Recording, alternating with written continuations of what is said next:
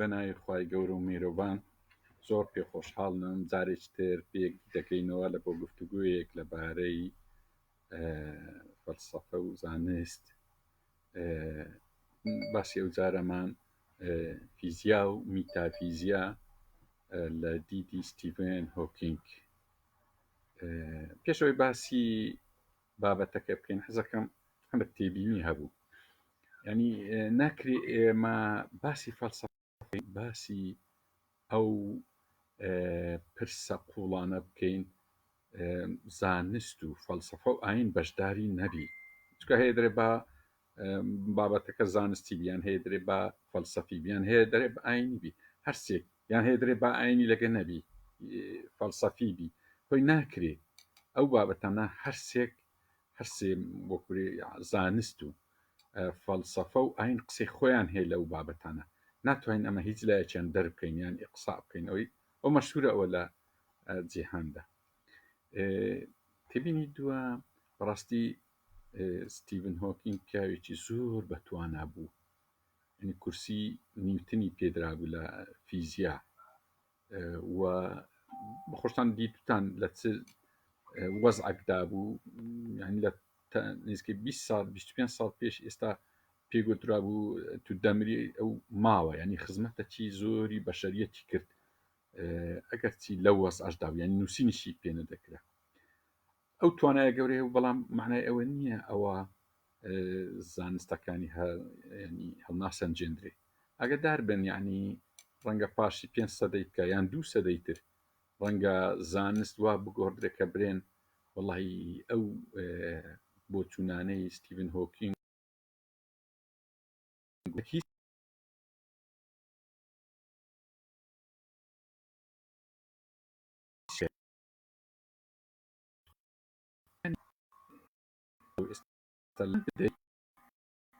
ڕاستی لێ دەرناچی یخۆ تاوان خۆی نووسی ئەڕستۆ خزمەتێکی زۆری کرد، ئەنێ تا چ فەقیهە ئاینەکان چ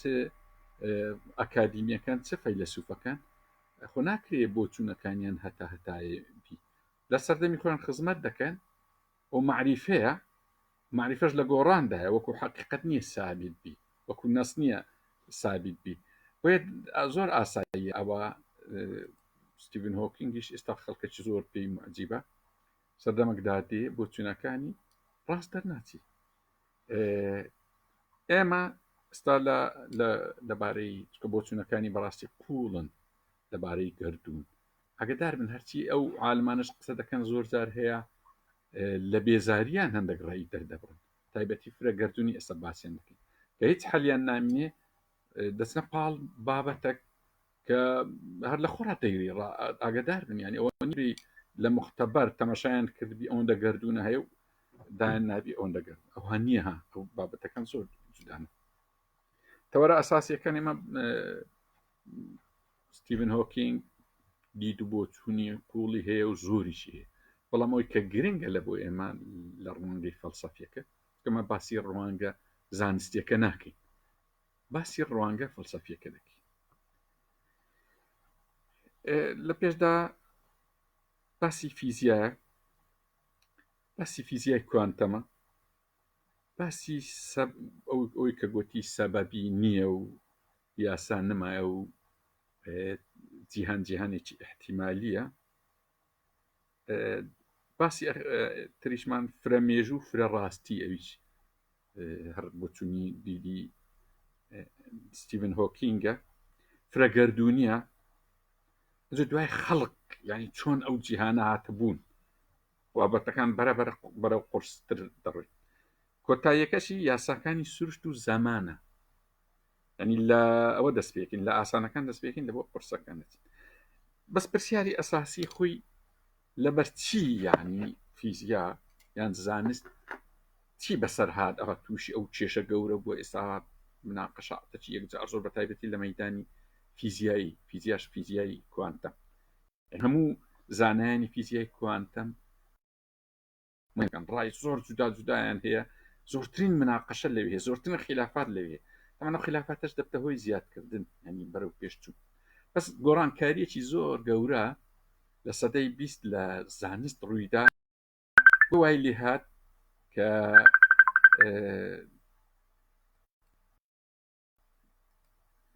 کەوای لێ هات کە ئەو مشکلانە بێتە بوونیانی ئێستاکە دەبین ئەش گۆڕانکاریکە ئەوەیە لە بۆچوونی پێی دەگوترێ گردردونی هەتایە یان کەونی ئەبدی و ئەزەلیان ئەو دنیای کە دەیانگۆ بێ بنا بێ کۆتاییە گۆڕا و نەزرا هاتە سەرەوەی دنیاە کە کۆتایی هەیە و سەرەتایی هەیە و ئەوەش سەباسە چی دەکەیت ینی لە کۆنەوە ئەو ڕائیە هەبوو کە دەیانگۆ ئەو گردردونی ئەمە ئێستا تیداینا نا سەرەتایی هەیە نا کۆتایی هەیە و نە کەسیش دروستی کرد ینی خۆی تا معنە وەک برێ ئەلمادە خالیدا ینی نەمرە گردردونێکی نەمرمان هەیە ئەو لە ئەسڵدا لە سۆمەریەکان ڕاهاتیە غەڵەتی وەکو تاریخی ورد ڕەنگە لە حەزرەتی سلێمانیان وەرگرتی چکە حەزرەت سلێمان باسی گردردونی کردی زۆر بە گەورەی کە زۆر بە گەورەی کردیە تەرجمە دەکرێت نەقل دەکرێت گەورەتری دەکەن بوویتە الکەون ساکن ینی گردردونێکی بێ بن و بێت کۆتایی و بێ هەر ینی هەتا هەتایج تەمەنیشی هەتا هەتاییە ئەزەلی و ئەبدی پێدەرێن لێ هاتە ناو سۆمەریەکان سۆمەریەکانیش هەتا ناو ینی تەعالیمی یۆنانی چکە ئاگادار بن فەلسەفەی یۆنانیش لە ئەسڵدا فەلسەفەی شەرقیە تالیس کە مؤسسی فەلسەفەی یۆنانیە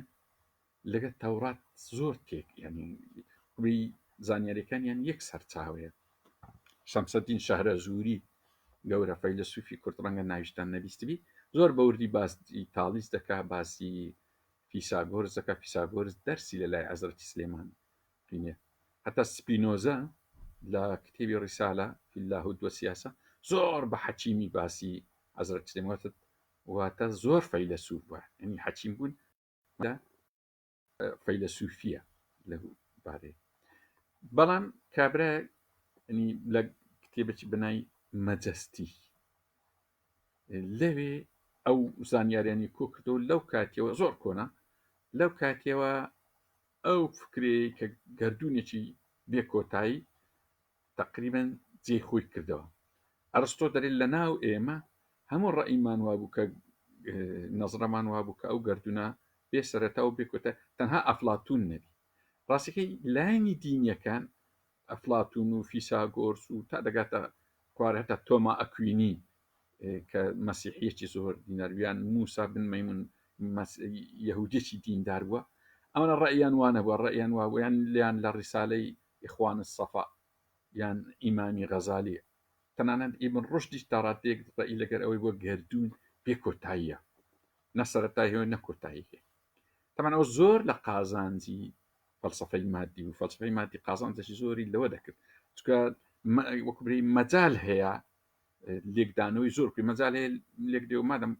گردردونێکی بۆ کۆتایی چ پێویست دەکات بۆی پرسیار بکەی ئەرێ چێ دروستی کردێ سوالە نامین پرسیار بۆ پێویست بۆی دەکە بری ئەرێ یاساکانی سروشت چێ داهینایە پێویست دەکات بری ئەرێ زەمن پێشی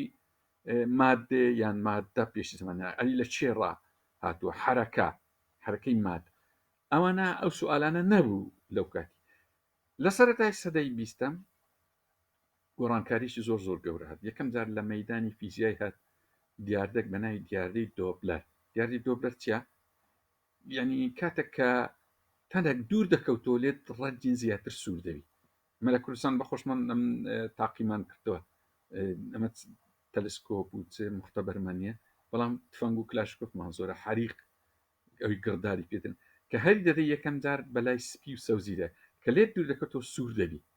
ئەوە دیاردەی دۆپلەری پێدرێت هێبڵ ینی گەورە زانایەک کە تەلسکۆبەکەی ڕوو لە ئاسمان کرد دەبینی ئەستێرەکان تێکرا مەیلیان بەلای سوور بووندایە بەلای ڕەنجی سوور دەچی لە دوای لێکدانەوەی زۆر بۆی دەکەوت کە ئەو ئەستێرانە و ئەو مەجرانە تێکراوە لێک دوور دەکەونەوە ئیتر لێ ڕات دەستی پێکرد لەو حەدەکرد بیر لێکراوە ئیتر تیۆری بینگ بانگ تیۆری پێی دەگوترێن بە عەرەبی نەظەریەت ئینفجار الکەبیر لێرە دەست پێ دەکات لێرە دروست هاتەکایە جێ نەزەریەی کەونە ساکنی گرت کەونە ساکین ئەوی پێشتر باسمان دەکرد ئەو نەزەریەی کەونل ئەوی پێ دەگوترێت ئێستا کەونل متەسع یان گەردوونی لێکشاوە پێشترێک پێیان دەبوو گەردوونی وەستاوە و ئەبەدیە یعنی ئەبەدی چیە هەتا بڕۆی هەر بوونەوەرە فەلسفەی مارکسی بە تایبەت اعتیمادی هەرە ئەساسی لەسەر ئەو گەردوونە بوو گەردوونی بێکۆتایی یعنی یەکەم ئیکۆن تەنانەت فەلسفەی تەتەوریش تەتەور بە تایبەتی لامارێک داروین پێشوان هێکسلی ئەوانە فەلسفەکەیان زۆر اعتیماد کرد لەسەر ئەو گەردوونی هەتایی چکە باسی ئەویان دەکرد ئەوەی لە دەتوانی بە سنعات ماوەی مانگێکی خەریبی خەلیەکی دروستکەی بە ماوەی 100 ملیۆن ساڵ یان ملیارێک ساڵ گەردوونیش یان سروش دەتوانی دروستی بکە بەڵام کە گەردوون هاتە سەر ئەوەی کە تەمەنی هەیە ئەو نەزەریانە هەمووی تووشی کێشەی زۆر گەورە بوون هەندێکیان هەر ئینهیاری کرد بۆ نمونە فەلسفەی تەتەور بە کاملی ئینهیاری فەلسفەی مارکسی بە کاملی ئینهیاری کرد بە ئایدۆلۆجیاوە ئاگدار بن فەلسفەی تەتەور فەلسفەیەکی تریان زانستێکی تر جێ گرتەوەی پێ دەگوترێت هەندەسەتە جینات هەندەسەتە جینات ئەو زۆر دوور درێژە نەوەک لە بابەتەکەمان دەرچی بەڵام بە کورتی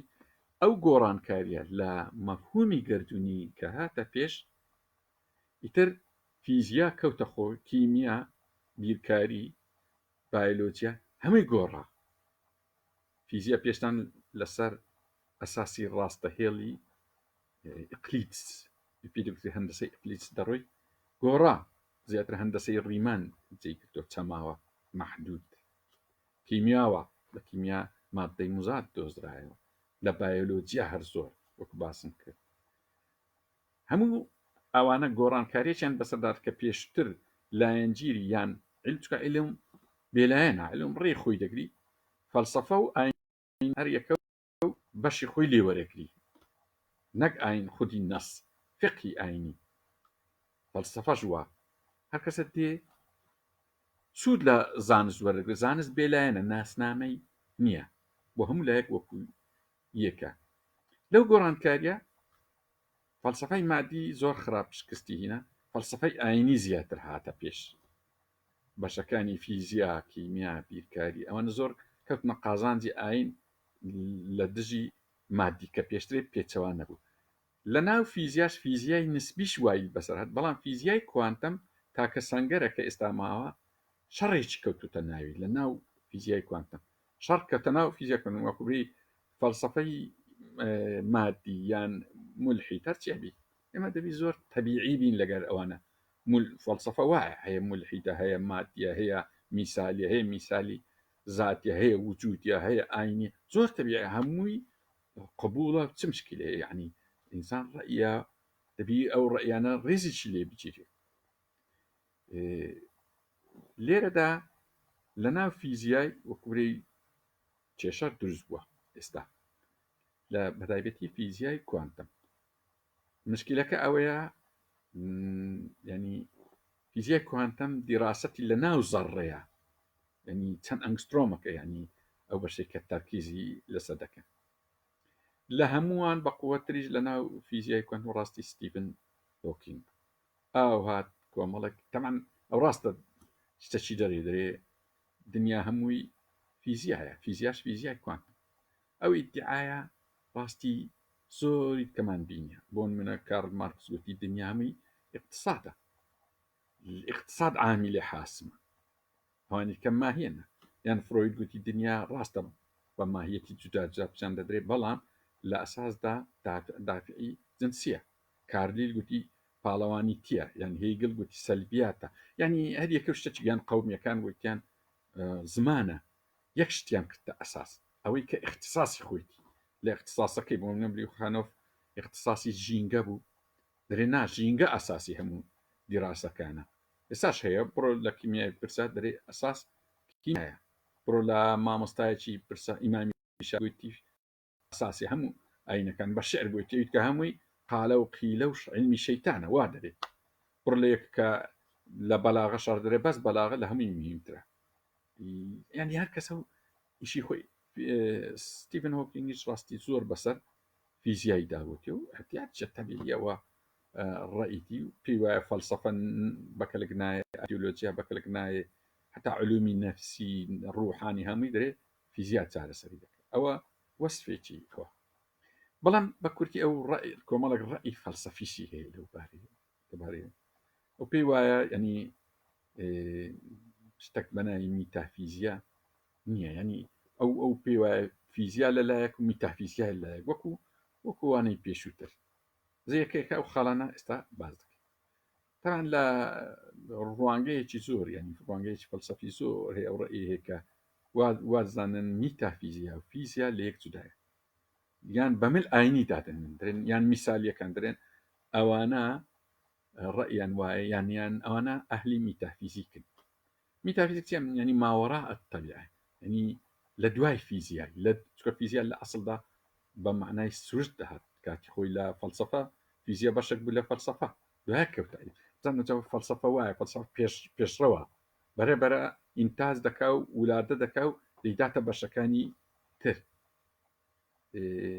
میتافیزیا شتیوان نییە ینی جودابی لە سروشت هەرو سروشتەی ما هەیە هەرو گردردونەی ما هەیە شتەشکە نییە لە تەنیشتەوی ینی ناوەشکەی لێ هەدی یان ئەو غەیبیاتە جودایە ئەوەی کە لە دین باسی دەکرێت ئەوەی کە گردردون دروستکرایە بۆ نمونە ئێمە کە دەرین نصوص یان درین کتوبە ئاسمانیەکان هەچی نایلێتین مەبەستمان ئەو کتێبانەیە کە دەستکاری نەکرایە یان ئەوانی قورئانە ئینجیلە تەوراتە براهمایی هندیە کنزارەبایی مەنداییەکانە هەرمسی کتابی ئیدریسی قەدیم ئەو کتێبانە هەموو ماون پڕ لە زانیاریشن ڕاستانە چەند دەستکاری کرای بەڵام زۆر زانیاری گرنگی هەیە مشکلەکانی علمی ئەو سەردەمی زۆری پێ حەل دەبی تێدا ئێمە بەیانی ئەو کتێبانە ینی ئەگەر وەکو ئەوەی باوەڕی نییە احتیاجی مەسەن قورئان باوەڕی نییە ئیخوایە احتیاج یەکەی فۆی بەڵام خۆ با باوەڕی بۆی هەبی ئەگەندیش داینە بێتە سەری تەمەشایش بکە بەڵکۆی ئەو لێ دەگەڕێ هەندێک ئاەت هەیە ئیسیفادی لێ دەکە کتێبی ئەرستۆی دەخینیوە ئەفلاتونی دەخینەوە سقراتی دەخینەوە ئێ مەسیحیش بخینەوە ئیدریسیش بخینەوە هرمسی محەممەدیش بخینەوە هەروان وەکو ئەوانی کە تەمەشایکە ینی ئەگەر بەلای کمی ئەو ئەرچی باوەڕدارە ئەو بە مقدەستر تەمەشایەکە ئەوش حەق خۆیتی بەس تو هەر بارجارێکی ئیهمالی کیبرێ ئەو کتێبە دینیانە من هەر ناخینەوە ئەوە بڕیاردانە لە پێشوەخت ئەو هیچ ئەساسێکی زانستی ئەکادمی نییە بۆ ئێمە دەبی لە پێشدا بڕین دین ڕئیوانیە کە ئەوەی کە بۆ ئیتیام دەکرێت پێی وایە میتافیزیک حکم لەسەر فیزیا و لەسەر گردردونیە دەک ئەوانە بەڕاستی ئێستا بەربەرە دینە سەری بەڵام سەبرە لەبەرەوەی ئەوکان وەختەکەمان کەمە دەبی تۆزەک نازەمیان مەجالمان بڕێک زیاتر بترێتی یان کە شەرحەکی زیاتری بکەین ئەوەی ئەساس هەیە ستیڤن هۆکینگ و برادرانی لە فیزیای کۆنتگەیشتینە مشکلەکی دەرێن ئەو دنیاە بە احتیمالات پڕە دەرێن بە ئەوی پێشترێ ناوێنێنە سەبەب نەتیجیان عیلە و معلولیان قانون یان حتمی جیهانی حتمی ئەوان دەرێن ئەوە نەما احتیمالیە دەن کاتێک لەنێوان لە یەکەم جار فینمان ئەو قسەی کرد دوای هەموو هاتنە سەری کۆمەڵە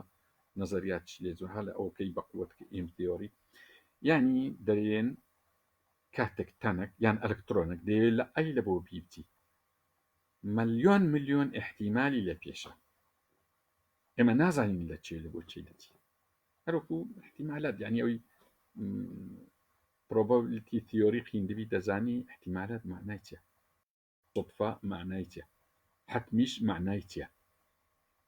ڕاستی ینی ئەوە ینی ئەو دەرێ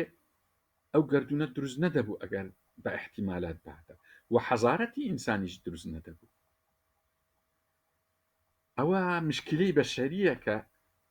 ئیشێک بە احتیمالات لی دێتە پێشەوی ینی مەدەی فەرق بکەین لە بین معریفەی کە زاتیە لەگە حەقیقەت شوێنی خۆی حەقیقەت مەوزوعیە مطلقة لە جێ خۆی سابتە معرفەی ئینسانە دەگۆڕێت معرفەی ئینسان ئەو زانیاریەیە کە لەسەر ئەو واقع مەوزوعیەی ئێمە هەیتمان چەندە بەڕاستەقینە ڕەنجی دایتەوە لە بۆ مێشتیمان ئەو معریفە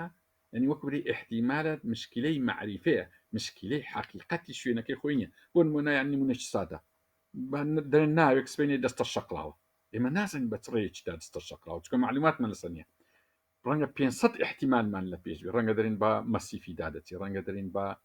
کەڵەکی دادەچی ڕەنگە دەرین بە کۆی دادەچی ڕەنگە دەرین بە تیاری دەچی ڕەنگە بە پێیان بچی ئەو ڕەنگە هەر چەند زانیاریمان زیاتر بی لە حقیقەتەکەی نزیک بینەوە احتیمالیەکان کەم دەبێت هۆی ئەوەش وایە ستیڤن هۆکینگ مشکلەکەی ئەوەیە مسەیتەر نینە بەسە عیلمەکەیدا لەبەر هەندێ وا دەرەی کە احتیمالاتە دەنا کاتێکە ینی سەماوە لە بەر چاومانە لەو جیهانە جیهانی یاسایە جیهانی سەبەب و نەتیجەیە ئەی شەو بە دوای ڕۆژ دادی زستان بە دوای هاوین دادی ینی مانگ سی خۆی تەواو دەکا ڕۆژ هەنیوە ئەو پێ دەگوترێ جوولانەوەی بازنەیی ینی ئەو هیچ مناقەشەی لەسەر ناوێ کە تو ئەوان لە ئەنجامێکە تووشی ئەوەی بینە نابی ئێمە یەکسەر فەرەزیەکە نەک نەزەریەش ئەگەر نەزەریەش بێ هەر دیسان بەقووەت نییە جاروێ ناوێن لێ نایە قانون لە فەلسفەی مارکسی 4 قانون دانرا بوو قانون بەخۆی قانون صراع الأضداد ئەوە قانونی دووەم قانون تحولی کەمی لە بۆ کەیفی ئەوە سێم قانونی نەفی ئەو 4 قانون دانرا بوو دوای هیچم قانون دەرنەچوو ئەگەدار بین لەو مەوزوعان هەر یەک ناوی لێ دەنێ قانون ناوی لێ دەنێ احتیمال ناوی لێ ئەو مهم نییە ینی شەرت نییە ڕاست بی ئەو معریفەی بەشەریە ئەگام لێ فەرقەی ورد هەیە لە بینی معریفەی بەشەری و حقیقەت لە جێ خۆی ئەگە ئەو فەرقەی نەکەین ئێمە هەر تێژ ناگەین لەو مەوزوعین ئەو احتیمال دائما یان صدفە درێن وەڵی صدفە بوو ئەوها صدفە بوو بروسک لە فلان شوێنیدا وەزان صدفە بەبێ قانون هات ئەو بروسکە هات نام يعني حتى ئەو ئاینشتاین بە فیزیای کوانتمی گوتی ئێوە خوای گەورە گەمە بە زار ناکە يعني حتى زاریش فۆقسەکەی زۆر ڕاستە حتى زاریش کە هەری دەدەی قانون حکمی لەسەر دەکا سێ دێ چارەی بەس ئێمە نایزانین قانونەکە لە چێتی لەوەی دەست ڕاگرتنەکەی کە بە عردیکردنەکەی هەرستانەکەی کۆمەڵە قانونە ئەمە نازانین بۆیە نازانین چ دەردەچی یعنی ئەوەی دوورترین وەکوبری ئەوەی ئینسانە لە ئینسان دوورە لی بزانین بە هەمان شێوە ینی کاتێک کە ئەلکترۆنێک لە ئەی دەڕوا لە بۆ پی لە کوتاکە ڕۆیشت دەن وڵی ڕۆیشتیش باشترین خولگەی هەردە باشترین مەساری هەڵبژات چێ بێ وڵات جاروێ دەن وڵا کاکە دەگەنە ئەو نەتیجەی وڵی ئەلکترۆن عقلی هەیە نە عقلی نییە نە ئەو جیهانە ڕۆحی تێدا نیە عقل و نەفس لەو جیهانەدا نیە ئەوە قانونە وای لی دەکات بەس قانونەکە نەدۆزرایتەوە هێشتا زۆر وردە ئەو بابەتە دەبی ئەمە ئاگدار بین ئەوە زۆر دوور و درێژە ینی هەر یەکە لەو تەوەرانە ڕاستی وەکوێی محازەرەشی دەوێت هەر لەسا ئەو ئەساسا ستیڤن هۆکینگ گەیشتە ئەو نەتیجەی کە یەک حقیقەت نییە فرە حقیقەت هەیە کە گوتە فرە حقیقەتەیە یعنی ئەویش هەمان نمونەی قەدیمی ئەنجلسی هینایەتەوە یان کۆمەڵک زانای ترکە گوتیان حقیقەت هیچ دەگۆڕێ چۆن دەگۆڕێ ئەها پێشی کۆپەرنیکۆس و نیوتن و کیپلەر و گالیلۆ هەرگۆی دەزانی ئاسمان دەسوورێ دوایەکەوە دۆزرایەوە ئەوە دەرکەوت عەردە دەسوورێت ئەوە حقیقەت وەرەکە ئەوە معریفەیە گۆڕە پێشیەوەی نیوتن و کیپلەر و هەر عەرد سوورایە هۆوە نییە لەگەر نیوتنی عەردەستی بە سوورانی کردوی وەکو هەندێک بە شعر وهایەن وەسف کردێن نە حقیقەت لە جێ خۆیکی پێشی نیوتن و پاشی نیوتنیش یعنی ئێمە ئەگەر وە بزانین لەژێر ئەو ئەوەی بڵێن ئەو عینەکەی لێ هەرمدا ئەو وڵا حقیقەت گۆڕا پێشە نەمزانی ئەوەیە نا خۆی لە جێ خۆی هەیە حقیقەت لە شوێنی خۆیتی ئەنیەوەی کە باسییان کردێ دەن حقیقەت ئاوێنەیە کە زانایەکی گەوری کوردی خۆم بە شعر گوتی ئەوان نییە بزم زۆر جوانی شەق قسەکەی بەڵام ڕاستی حقیقەت لە جێی خۆی مطلقە بەڵام کە دێتە لای ئینسان دەبتە نسبی لەبەرچی کامیلی حقیقەتەکە مێشتیمە ئەوەندە بەقوت نییە کامیلی حقیقەتەکە وەرگری بەشێک بۆیە بە هیچ کەس ناویێ من حقیقەت هەموو لای منە دەبی بری بەشێک لای تۆ بەشێک لای ئەو برادێ بەشێک لای وێ بۆ شێوەی حقیقەت دابش بۆ بەسە هەموو جیهان بۆیە هەموو جیهان پێویستی بەیەک بکرێت هەر لەسا ئەو ئەساسەش ئەمانەوەی کان فکرەی حکوومەی جیهانی هەمومان دەبی تەئیدی ئەوەی بکەین کە حقیقات لای هەمومان نییە لای یەک کەسمان نییە لە لای حقیقەت لە جێ خۆی هەیە و کامیلە وەکو باسم بەس دێتە لای ئینسان دەبتە تعددی و دەبتە نسبی يعني ئەوەی ستیڤن هۆکینگ باسی کرد دووبارە مشکلەکەی معریفێ دووبارە مشکلەکەی زاتیە معریفە زاتیە حقیقەت مەوزوعیە لە شوێنی خۆی ئەوە بۆی چارچنگ بە هەمان شێوە باسیش لەو نەزەریانە لە بۆی بە دەرکەوتووە کە فرە تاریخ هەیە درمادەم فرە احتیمال هەبی کاتە فرە تاجێ عینی غەڵەتە بە هەمان شێوە یعنی ئەگەر برژلین غەڵەتە زۆر احتیاج هەیە لە بۆ ئینسان چکە حتا ئەگەر هەر حەدەسەک دێ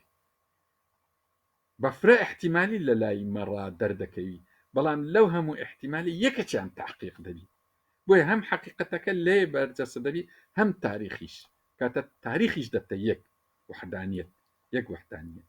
فرە نییە فرە تاریخ نییە برین ئەرێ وەڵاهی بابرین پیاوێک ڕۆژی ئەوەندە شەهید کرایە ئەوە حقیقەتەکە یەکەش کە دەرێ ناوەڵە ساڵە چکە یعنی نا یەکیان ڕاستە یعنی حتاکە نمونەی ئەوش بینین ئەگەر ئەوی ئاینشتاین پێداگیری لەسەکردوتی ئەلئان لەو گەردونەی نییە کە دەرێ ئێستا نییەشتیوا لە گەردون وا دەرێ ڕاستەوە لە بۆ ئینسانی نییە دەنە لە شوێنی خۆی هەیە چۆن مەسەن پاساوەکەیەوە بگوتی کە ئێستا دەرین ئەمە ئێستا لە سەعردی ئێستاە لە لای ڕۆژی هەشت دقەیە لە پێشترەکە چکە ڕاست دەکات ئێستامە کە ڕۆژی دەبینین ئێستا دەیبینین ئەوی هەشت دقە و شتەکە لە پێش ئێستا ئیمانجی شتەشکەیە مثلا ئەستێری ئەلفا کۆنتۆراس ئی 2 ساڵ لەوە پێشتە مەجرای ئەندرۆمیدیا ئی 2 ساڵ لەوە بین کە ئێستا دەیبینە بەڵام ئەوە دووبارە مشکلی ئینسانە کەوا دەزان دەنە لە کاتە کە دەرین ئێستا لەو گردردونی ئێستا خۆی هەیە ئەوانە هەموو زۆر وردن ئەو بابەتانە بەڕاستی دەبی بەوردی باسییان بکەین و دەوی بشبورن کە ینی تەفاسیلەکەمان زۆر پێنایە لەبارەی دوو خاڵمان مایە نەزەریە هەرە گەورەکەی ستیڤن هۆکن کە ئایندارەکانی زۆر پێقەڵسن حکوێنێ پێش قەڵز بن کە یەک ڕائیەکی هەیە لە بخۆ چ مشکلیە ئەو ڕۆڕەیەکی دەبی سبەی ڕێیش دەبی ستیڤن هۆکینگ لە موجەس تاریخ زەمن زۆر ڕێی جودایە لەگەر گراند دێزاینی مەزن زۆری فەرق هەیە لەو دوو جێی ڕەنگە لە کتێبەشکە فەرقشکەیت یانیەوە احتیاجیە شتانە ئەو دەرێمێن هاتیمە یانیان فیزیای کوانتەم کە دابەزیتە سەر تا گەیشتە حەدی کوارکات خۆ ینی وەکبری بناغەی گردون ئەوان چوینە سەر کوارکات و ئەو ئەساسیانەی کە لە ناو زەڕەهەیە ڕەنگە هێشتان زۆری نابی بە خۆلێش دەرێن ئەگا و ڕێزەوانە بواە ئەو جیهانە وا دروست نەدەبوو کە لە خزمەت بەشەری تەماشاکە ئەوی پێ دەبێت غائیەت الکەون یان ئەوی پێ دەبێت مەبەست لە هاتنی کەون یان ئەوەی لە قورئان مەبدە التەصویریەکە هەمووی ئەو مۆزوعانە یەک قسەیە یعنی ستیڤن هۆکینگ لەویش جاروێ باسەکی دەکات ترابۆی دەکات من زانایەک گوتیم بەخۆم چوم لێم پرسی گوتم ئەو نیشانی ئەوەی نییە کە خوا ئەو گەردنی درست گوتی وڵە بەرێ وڵە یعنی خۆ لە هەر یەکەکی پرسی برێ ئەرێ ئەو گەردونە ئەدی خوا دروست نەکرێت ئەو قەدیمە لە بەشەریەت لە ئەوەلیە تا ئاخیری نەیتوانیە بڵێن نا یعنی ئەوانە سابیتن ستیڤن هۆکینگ بەس شتێکی دەرێ لە دێزاینی مەزن لە گراند دێزاین دەرێ چۆن لاپلاس خوای لە ئاسمانی دوور خستەوە بەهۆی دۆزینەوەی میکانیکە سەما میکانیکی ئاسمان کۆمەڵە قانونی دوستەوە کات خۆی کە قانونەکانی دۆزیەوە لاپلاسدایە لە ناپلیۆنی بەهەدیە ناپلیۆنیش تەماشای کروتی ئەرێ کواخوا لێرە دەوری هەر هیچی وتی ئەمە قانونم دۆزیەوە خوای پێویست نییە جاو لێ ئەتیماد دەکات سەرەوەی دەرێ لاپلاس خوای لە خستەوە داروێنیش خوای لە خەڵقی ئینسان دووری خستەوە ئەمنیش وە خوای لە خەڵقی خەڵق دوور دەخەمەوە کە خوا ئێمەشی خەڵق نەکردو بەڵام چۆن دەرێ یەکەم جار چه هەبووە ئەدی چۆن ینی ئەوە دەرەوڵە یەکەم جار وزە هەبووە لەگەر جازبیە جازبیە و وزەش خەڵق نییە ئەدی جازبیە و وزەش مادە نییە یکەواتە هەر هاتیەوە فەسەر الماء بالماء نەیتوانیوە دوایە با بڵێن ڕاستیش ئەگەر ئەو جازبیە و خۆ لە کتێبە ئاسمانیەکانیش هەموو باسی ئەویان کردیە دەرین ئەم زۆر دژی ئەومە کتێبی ئاسمانی و معریفەی بەشەری مطابقکەین لانجیان ڕەنگە مطابق بەس لانجیان مطابق نیە سەمەسن لە فیزیای کوانتەم کە دەرێ سەبەبی نییە قانونیە ئەوە کتێبە ئاسمانیەکان هەمووی پێچوانەی ئەوەنە هەمووی دەرێن نەخێر قانون هەیە نەخێر دنیا لەسەر سەبەبیەت دەڕوە عالم ئەو دنیای سەبەبیەتە ئەوە لێکجودانە بەڵام لە هەندە شتانی شەی لێک نزیکن لەوەی کە ستیڤن هۆکینگ و فیزیای کوانتم و فیزیای نسبی هەموو ئەوەی کە گوتیان ئەو گەردونە لە ئەسڵدا یەک پارچە بووە ئەجل لێک جوداویتۆ هەم ڕەنگە هەم کتێبە ئاسمانەکان ئەوەی مەتایبەتی قورئان کە باسی ئەوەی دەکات دەرێ أولم يروا الذين كفروا أن السماوات والأرض كانتا رتقا ففتقناهما رتق فتق أو كلمات زور دقيقة يعني قلت موحدا ثم انشقنا يعني ثم تبعثرنا أو هينا قلت رتقا فتقناهما يعني ريك أو زور معناي وردي هي أو موضوع يعني استكدرين أصلا ليك شيء فرعون دبي القرآن باسي كرديا والسماء بنا بأيد وإنا لموسعون يعني باسي كرديا استعلم باسي وإنا كرديا كروجك داديس أسمان دقريتو بلام القرآن باس كره والسماء ذات الرجعة يعني يوم نطوي السماء كطي سجن الكتب كما بدأنا أول أو ليه باس لبراهماي هندي زور بورتر باس كره لا كتابي هيرمسية كلا يونان زور باي هي كتابي إدريسة بزور بورتر باسي یاساکانی سروشتی کردی تاوان گەورەترین کێشەی ستیڤن هۆکینگ ئەوە بوو ئاخری بە قەڕەمان وەختەکە ڕەت بوو ئەوە دەرێ باشە ئێستا مشکلە کاک ئەو دنیای چێ دروستی کرد چێ دروستی نەکرد مشکلێکی گەرە زۆرە بەزە تو بری لە خۆرات دروست بووە یەک دنیا مشکلی کرد دەستکەیت سەری ئەدی یاساکانی سروشت لە چێ ڕەهات دەکەیت ئەدی زەمەن لەگەر چێ هات ئەدی حرەکە لە چێ هات هەر پێدا بڕۆ سوالە و جوابی نییە تەمان ناچار دەرێن وەڵاهی یاسای سروشتیش لەو کاتیان ئەخچون و کاتێت دوێی دەرەجەی حرارەتی میلیۆن بۆ و دقی لسانی یەکەم وهات کاکادی پێشی ئەوەی ئینفجارەکەوی پێشی بیگ مانگ تیۆری بۆ 10 ساعت پێشترین نهات بۆ میلیۆنێک ساڵ پێشترین نهات بۆ 10 میلیۆن ساڵ پاشترینە هەمووی سوالە و بێجواب يعني نظريەکە زۆر زعیفە ئەوانە ناچار چوینە پاڵیان بۆی دایەکە وڵای ئەخ کۆمەڵێک گردون هەیە دەتوانە 500 کرد یعنی ئەوە کە لێ وردەبیێت لە چێتینە زۆر ئەساسە چینە هەر مشکلەکە و ویسیتی بەشتەی حەلقە و باسی کردیا ئەگە داربن ئەوە مشکلەکانی معریفەی بەشەری خۆ ناقشی نییە من ئەو بابەتە دوور و درێژە پێم خۆش بوو لەسەر یاساکانی سروشت پەیوەندی گەر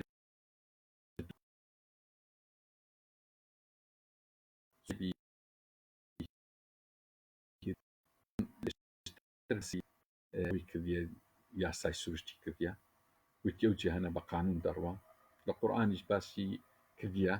حتا باس ئەوەش کرایە ئایا یەکەم جار خەڵق یان مادە یان کوتلە هاتیە ئەوجا قانونی لە بۆ هاتیە ئەدی کەی زەمەنیات ئەنا هەمووی وردن ینی هاتن و ئەو حافی کولی سەمائین ئەمر لەگە قانونیتی ینی لە نۆجێ دەجێ ئەوە باسە ئەجاوا قوانینی طبیعیە قوانینی طبیعیش کەشفکردنە ئەوی دەرکرد مەسەڵەن نیوتن سێ قانونەکەی کەشفیان کیپلەر سێ قانونەکەی کەشف کرد ئەوانە موئسیسی قانونەکەی ئەوانە دۆزیتیانەوە ئاگادار بن لەو بابەتی ینی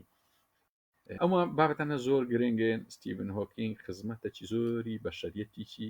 کردیا سەرڕای ئەوەش تێبینی هەیە بۆ پاشی ماوەش کەش ئەو نەزەریانە دەوڕێ نەزەری تر دێ يعني معرفة هاتيا فدي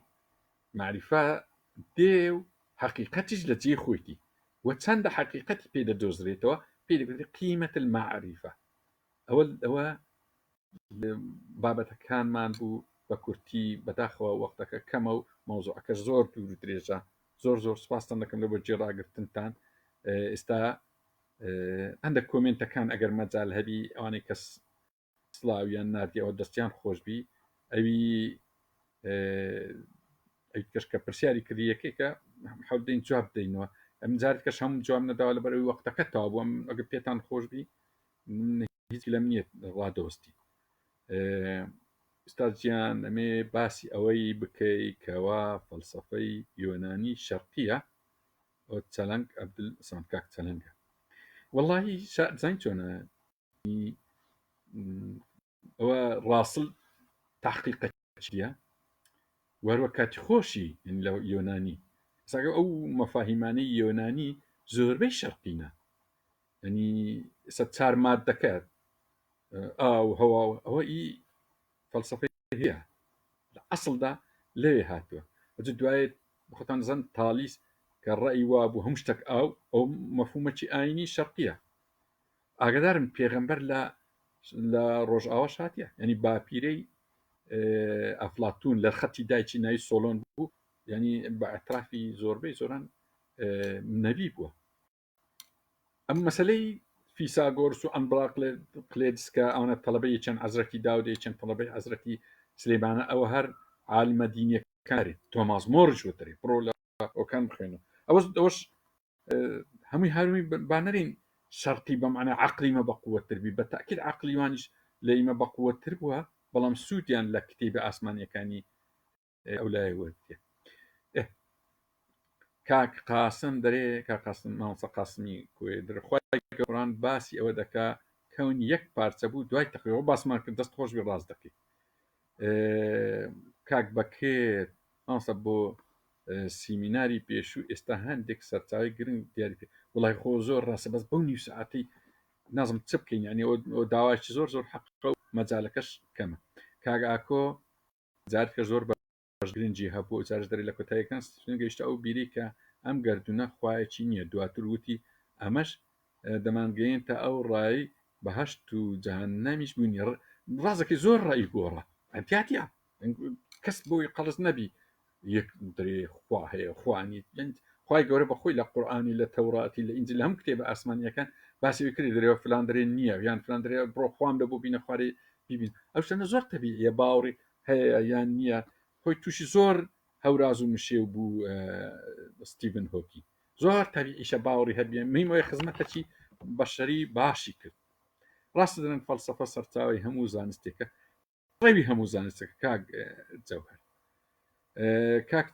دیسان دەر آخر ئەو وای وت نابێتە حەقیقەت بە گۆڕ وابی وڵە گۆڕ وابی خۆی حەقیقەت نەگۆڕە هیچ شکوکمانەوەی نێوەجارش کازەکەی ئەگەر کێشتان هەبوو لۆی بازەکەین دەگۆڕێ ئەو معریفەی ئێمەیە دەگۆڕێ بنە حەقیقەت لە جێ خۆی با بڵێن پاریس ئاسیمەی فەڕەنسایە پێشتر وامانزانی بی ئاسیمەی نەمسایە یان ئاسیمەی ئیسپانیا ئەوە معریفەیە ئەو لە جێ خۆی پێشەوەی ئەمە بزانین نەزانین هەر لێ قوتبی شیمالی لە جێ خۆیتی ینی ڕۆژ گەورەترە لە مانگ ئەمە بزانین و نەزانین ئەو لە جێ خۆی یەک حەقیقەت ئەوە حەقەتی پێدن باشان ئەسم ستیڤن خۆ خەوی بینیوە باشە بۆ چوونی چی بووە لەبارەی خەو ئەحمەد کاک ئەحمەد وڵا ئاگام لەوەی نییە ئەوی دەری خەو شتووە لەسەر خەو چ قسەی کردی ئەو زیاتر اختصاصی فیزیکی کوانتەم بووە مامۆستا محەممەد ئاسایی مامۆستا بابەتەکە زۆری هەڵدەگری کاتێکی زیاتر بەتەرخەم باشە وڵات دەدەخەمان لێ خواردن ئەوە دیارە دەمان بوون باشە کا خەتاب لە مامۆستا جیاوازی چییە بەبێ غەیب و میتافیزیقا پێدوانیە فەیلسوفەکان لێرەدا تووشی کێشە بوون بەرەوەڵە زۆر تووشی کێشە بووینە ینی میتافیزیکا زۆر کە باز دەکرێت وایە دەزانی دین میتافیزیکە یعنی شتێکی نادیارە نایستا دین دیارە و نسوسی خۆی هەیە و ڕەئی خۆی هەیە و ئەوەی نیە بەس غەیب دەزانی غەیب چی مەسەن ئێستا فیزیک کوانتەم لە چێ تووشی مشکلەی وە کاک لە بێو ئەگەر عەرش يعني تكاك يعني لقرآن على العرش أو قردون السماوات دري استوى لوي الرا شيشك لوي تعرسي بلام كي أما دكينا أو نتيجة رنجا بيست قرني كي بيه تعمل لعرش دكين علاقي عرش با أو قردونة تشيا فراوان تر أو قردونة وفراوان دبي لتشي لبوتشي فراوان دبي أو موضوع أنا لوي تعرسر دبي غيب جدا غيب أويا كقد جزا هرج منازن لتشي بون منا هو الراستي تام بعد بيبي من الروح من قوانين من حقيقة أما بس تأثير كان يعني زين خودي خويا نازانين راستي يعني ما نازانين بيشي أو آسمانا هبو بشتوي تبوه هو يستاج نازانين لا بشت عرشتيا وخواي قورخ خوي صفتي خلاقة بس أما أو قردوني ما يدرس كان شتيت كي يدرس كريت صفتي زوري أو شانا غيبة غيب أوي هناك لقى ميتافيزيكا كاغ علي كمان سيان مامۆستا گیانزانیاری جەنابتان لەسەر فەلسفە جێگای ڕێژە بەس کوانتەم تەنانەت ئەوانەی شارەزای بوارەکەش بە زەحمەتە تۆمتی وڵە زۆر ڕاست دەکەی ئەوە 100% لەگەتم زۆر زەحمەتە ئەمە لەبەر چی دەتوانین تۆزێک حتمما شرۆدنگەر و هاینبەرگ و ستیڤن هۆکینگ زۆر لەمە بەقووەتە ئەمە شتێک هەیە ئەوان نەچوینە ئەو کتێبە ئاسمانیە نەتەمەشاکەن سوودێکی زۆریە من باسم کرد ئێستا ویدای هندی یان براهمای هندی یان هرمسیەکان یان قورئان تەورات ئینجیل بەتایبەتی تەورات معلوماتی تێدا قورئان تێدا بێ و ئەوان پاڵپشتیان بکردا بایە ئەوانە ئەمە هەر نەمان دەتوانێت قسەیان بەرامبەر بکەین بەڵام ئەمە پاڵپشتەشی دەکەینە سەر ئەو کتێبە ئاسمانیە وەکو وەسائقەکی بەقووت ئەمە دەتوانین لەگەر ئەو زانا گەورانە قسە بکەین دەنە ڕازەکەی ئەوانیش مشکان هەیە بەس کە دەچێت ئەو کتێبانە ئەو مشکلانە زۆر بە ئاسانی لەوێ چارەسەر دەکات کاک ئەردەلان وڵاتانی ناوین لە سەرەتای سەدەی 20 تاکو ئێستا تووشی داکشانێک هاتن لە مەوزوعی فەلسەفە ئەمە هۆکار نییە بۆ لاوازبوونی فقهی ئیسلامی و فقهی ئیسلامی نەیتوانێت سوود لە فەلسەفەی نوێ لە سەدەی 20 پێش بزڵت وایە زۆر جوانە ئەوە دەبابی فقه زۆر سوود لە فەلسەفە وەرگری لەبەرەوەی فەلسەفە لە ئەسڵدا حکمەیە حکمە لە هەموو کتێبەکان زۆر باسی ئەنبیا دەکردرێ کتاب و حکمی لە بۆ هااتێ باسی لقمان دەکات بەس حکمی لە بۆ هااتە زۆر گرنگە يعني ئەو مۆزوعی بینی حەزرەتی موسا حەزرەتی خدریش تقریبا شتێکی وایە يعني هەموو وحی ڕەنگە حکمە جاروەیە دێتە پێش ئیشی کردن حکمەیە کە حەزرەتی خدر زانیتی حەزرەتی موسا نەیزانی ینی حکمەش زۆر گرنگی پێدرایە لە کتێبە ئاسمانیەکان لەبەرەوەی دەبوابی فقی زۆر سوود لە فەلسەفەی و ئەم وامزانیا بەشێک لە فەقیهەکان فەلسەفەیان تەکفیر کردی وازم ئیمام ئیبن تەیمیە هەندێک لەوانە فەلسەفەیان هەر بەجارێک تەکفیریە و ئیمامی غەزالیش تەهافت الفەلاسفە نەک فەلسەفە ئەی زۆر وەکوبری یارمەتی دەرنەبوو لەوەی فەلسەفە مادەم بە دوای حەق دەگەڕێ ئەمە دەبی هەموو متتەفق بین لەسەر ئەو حەق دەستخۆش بڕازە کاک ئەحمەد سامی فیزیای کوانتەم بە کورتی کار لێکردنی مامادە خەڵق بە سوتفا ئەو کۆمەڵەشتە جیاوازەی لێ دەست ینی زانتە هەریەکە پەنای لە بۆ سوتفە برد لە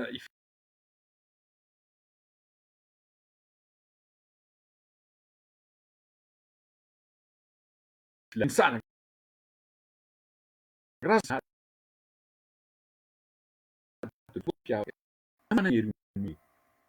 باش ئەدی ئۆکسجین ئەدی خواردن هەر پێدا بڕۆ تا و ناوی کاکە سوتفە نڵکی غەڵەت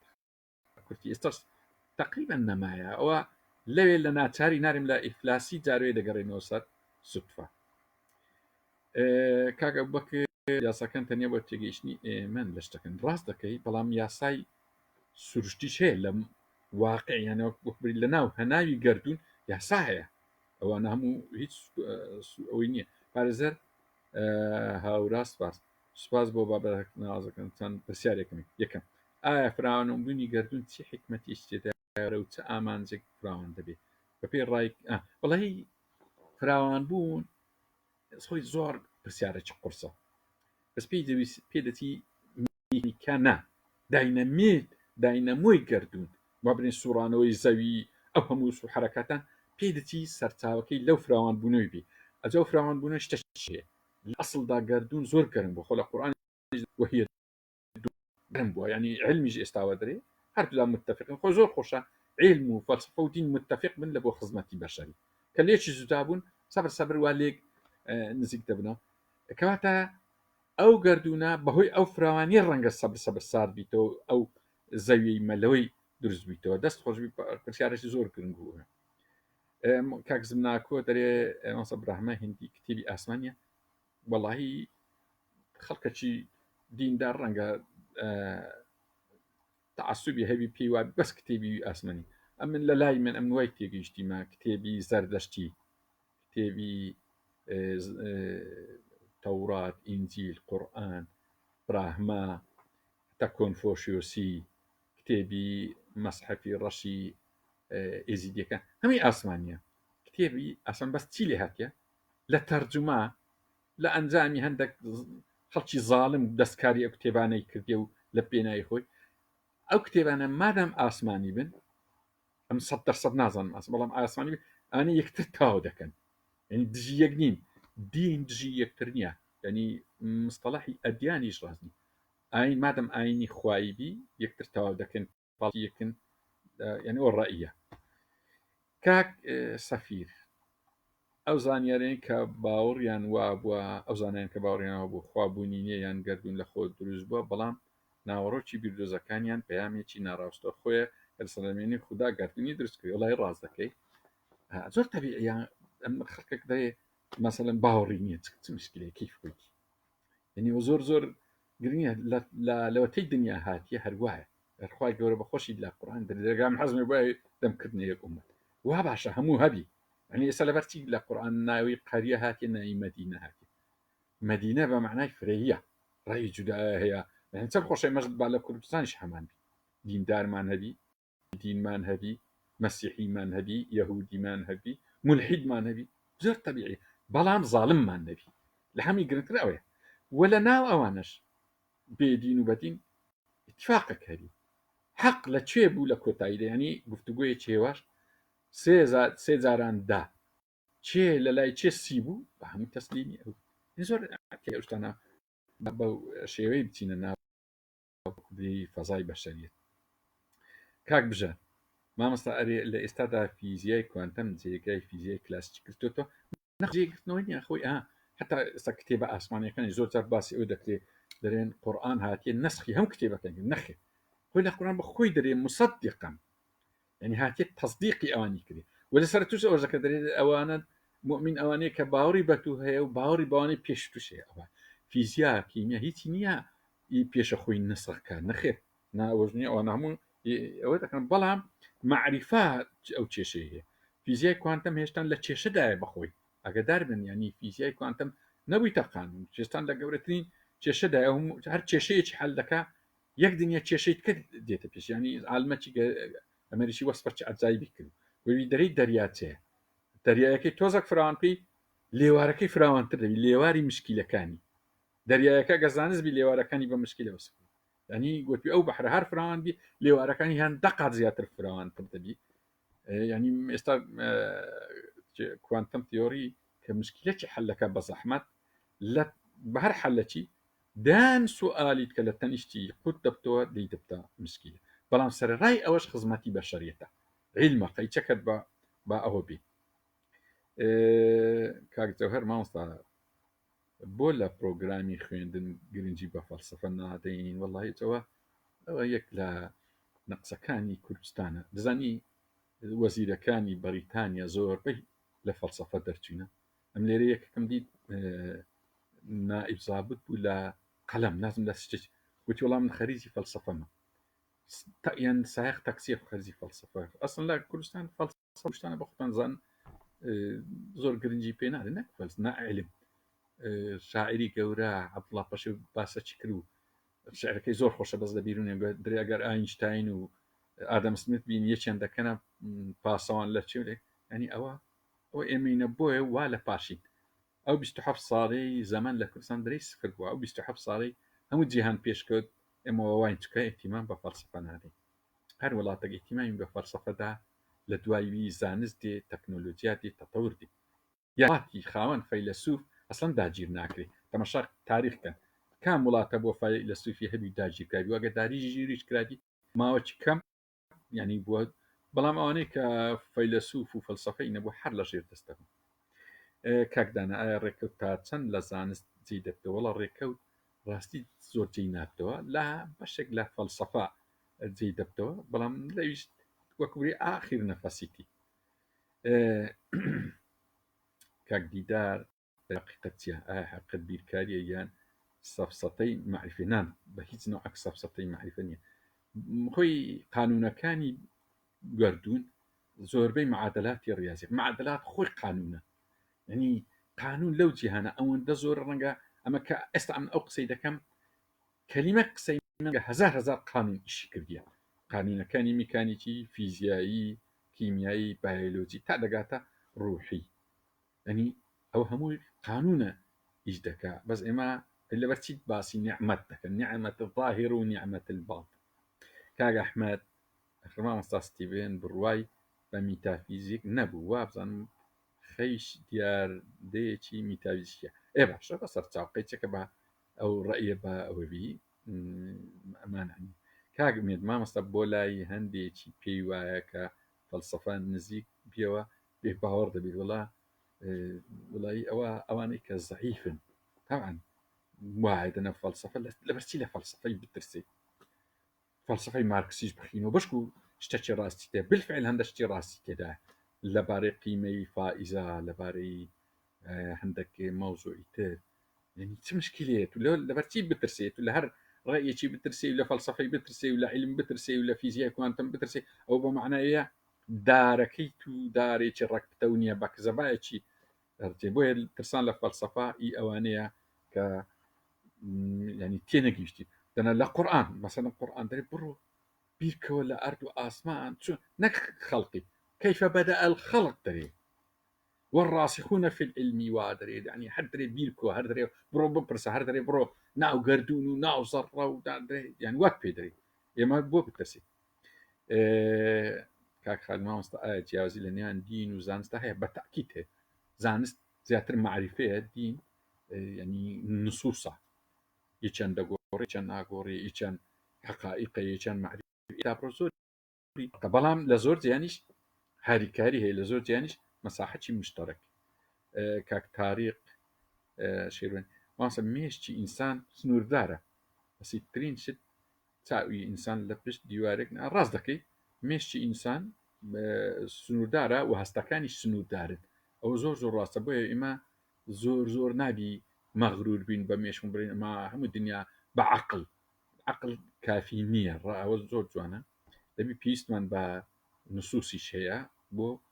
ئەوەی کە حەزارەت بینیاتنی وڵای ڕەنگە زۆربەی مەفاهیمەکانی ئێستای کە هەیە مەفاهیمی دینین بۆ ئەگەداریتان ینی سا فەلسەفەی یۆنان هەبوو کە شانازیان پێیان بوو صاف ئینتاجی عقلی بەشەری ئەوش دەرچووە ئینتاجی عقلی بەشەری نییە ینی ئەو مەفاهیمانە هەیە خێر و شەڕ و عەدالەت و یاسا بڕۆ زۆربەی ئەوانە مەفاهیمی دینین حتا ئەوانەی لە شانازی پێوە دەکراکی قانونەکانی حەموڕابی مەحەدێکی بەریتانی لە بەحسێکا دۆزیەوە کە ئەوەش قانونەکانی حەزرەتی ئیبراهیمە کاک شاڵە مامۆستا لە چ سەر چاوەیەک هاتووە پێغەمبەر بۆ ڕۆژ ئاواش چووە وەڵا لە زۆر سەرچاوێ بەداخەوە مە سەم باسی شەمسەدین شەهرەزووریم کرد عالمەتی کووردە ئەو زۆر باسی ئەوەی دەکا ئیبن خەلدون باز دەکا تۆماس مۆر باز دەکا وڵە ناوەکانیان هەیە لەو کتێبەی ناوی ئەوانە هەیە کە ئەو پێغەمبەرانەی کە لە لەوێ هاتوون لە قورئانش دەرێت لە هەموو قەومەک پێغەمبەرچەند هاتیە لە هەند هاتیە لە سین هاتیە لە ئەفریقا هاتیە لە هەموو جێکی هاتیە پێغەمبەر هاتی بووە ئەوە برایانی عەرەبان هەر دەڵێن ئێمە ئەڕد ڕسالاتە و کوردیش وە دەرێ و هەریکە وا دەرێ ئێستا شوێنی حەزرەتی یونس لە ئەفریقای هەیە لە ئێران هەیە لە عێراق هەیە لە کوردستان لە هەموو جێک ئەوە ڕاست نییە یعنی یەک جێ ئەو جەبزانی لە چێ هەیە کاک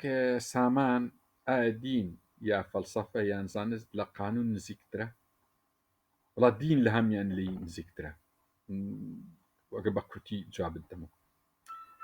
مامەسە لە سەر چاوەیەک ئەو کاکێ شاڵاو هاتووە پێغەمبەر بۆ ئەومان جواب داوە کاکێ شوان ستاس کەواتە مطلق لە فەلسەفەدا بوونی نییە بالفعل ڕاست دەکەی فەلسەفە لە زانست مادەم معریفەیە مطلقی تێدا نییە مطلق لە معریفەدا نییە کاتە هەموو کەس دەتوانێت خاوەنی داڕێژەری فەلسەفەی خۆی بێت هەر ئەم هۆکارش نییە کە ئاین هاوڕان نیە لەگەڵ فەلسەفە نەخێت هیچ مشکلە نیە ئاین یەک شتێ ئاین و فقه لێککەنەوە فقه عقلی بەشەر قسێک ئاین ئەوانە نصوصە یعنی قورئان ئاینە ئینجیلی ڕاستەقینە ئاینە تەوراتی ڕاستەقینە براهما یعنی ئەو کتێبانی کە لە ئەسڵدا ماوەت وەک خۆی ئەوانە دینیان پێدرێن دەنە باقیەکەی کە ئیمان معرفی حتا فقهی بەشەریش معرفەیە فقه و تەفسیر و عەقیدە و ئەوانە مادەم ئینسان نووسیتەوە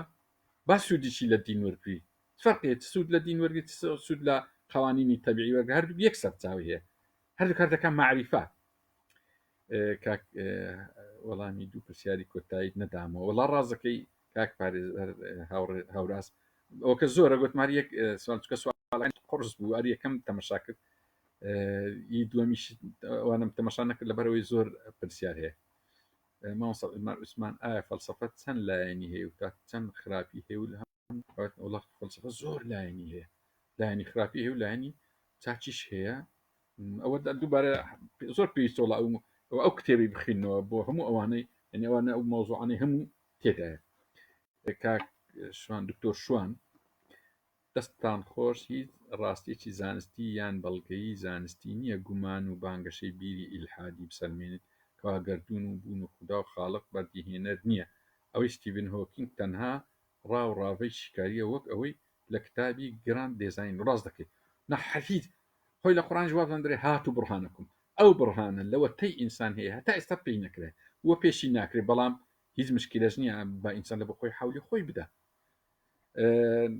ئەم ئاخیر کۆمنت لەبەرەوەی تاخیر من سعات دەیە کاک محەممەد ترێ فەلسەفە نهیلیزم بوونگرایی چۆن جێگایی دەکەیتەوە لە ئایندا وەڵاخۆ شەر نییە ما فەلسەفە ڕاستە ئەنی جاروەیە بۆ منە فەلسەفەی وجودی کە باس دەکەی کاگنهان جا لەگە سەتەری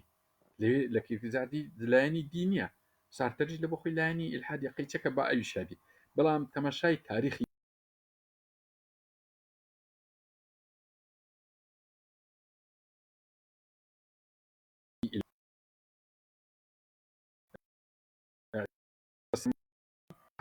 سبەی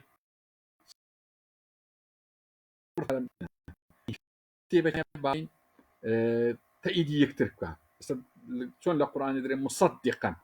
مصدقا لە بۆ هەموو کتێبەکانی ترە کتێبە ئاسمانیەکانی تر یەک کتابی وها لە ئیلحاد نابینی برێ ها ئەو کتێبەی من لەگە کتێبەکانی ئیلحادی مصدقانە شتی وها نییە هەمووی ینی وەکو برێ جوابی ئەگەر برین سێ زائید 4 دەکە چەند یەک گوتی 50 یەک گوتی 25 یەک گوتی لۆگاریتم 100 یەک گوتی 10,000 هەر یەکە جوابێکی دایتەوە جوابەکان متفق نین بەی دایمەن شتی ناڕاست یەک تەکامل ناکە شتی ڕاست یەکتر ئەو دەکە حقیقەت کۆمەڵک صفاتی هەیە ینی وحیدە ئەی پێ دەگوترێ ئەلۆن لە ئینگلیزی موضوعیە یعنی دوورە لە سیرادەی ما ڕاستی و ثابتە پێدا بڕۆ ئەوە ئەوەی ئاین وایە هەرچی ئیلحادە گۆڕاوە ئەو ڕۆ بەسبێ ئێستا نوع ڕەیەکی پاشی 100 ساڵ کە زۆر ڕەیەکی هەمووی پێچەوانێ ئێستاە بەداخەوە ئەوەی کە ئێستاش بەدووی دەکەوی و ئەوەی زۆری بینایی زۆر لەسەرەکان بەخۆم بەبیرم دێ پێشان ملحیدەکی زۆری مارکسی هەبوو لەگەمە پێکۆ ینی دەیگوت ئەو ڕاستیانە ڕاستی نەگۆڕی مارکسی ئێستا هەمووان وا لە پێش چاومانە یەک کەس ئەو ڕەیی نمایە هەمووی ڕەئی پێچەوانە بیتەوە پاشی 50 ساڵێت کە ئەو ڕەیانی ئێستا ملحید هەیتی هەمووی پێچەوانەیە جارشکش ئەوە حقیقەتە بەڵام سەرڕای ئەوە زۆر ڕێزی ڕێزە بۆی نییە ڕێ لە ملحید بکری ڕێ لە ڕەئی جودا بکری ڕێ لە دینی جودا بڕیدە بار ئەو شتانە زۆر زۆر تەبیعیە و هەبی بەڵام مەجال ئێوە هەی گفتوگۆ بکەی حیوارەتی لەسەر خۆ لەسەر حەق وی بە یەک شەرتیش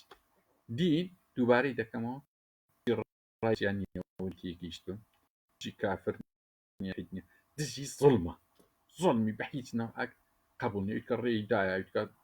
ڕایەکت هەیە کەیف خۆتایانی بەڵام پێشی خۆشە ناوی لێنایە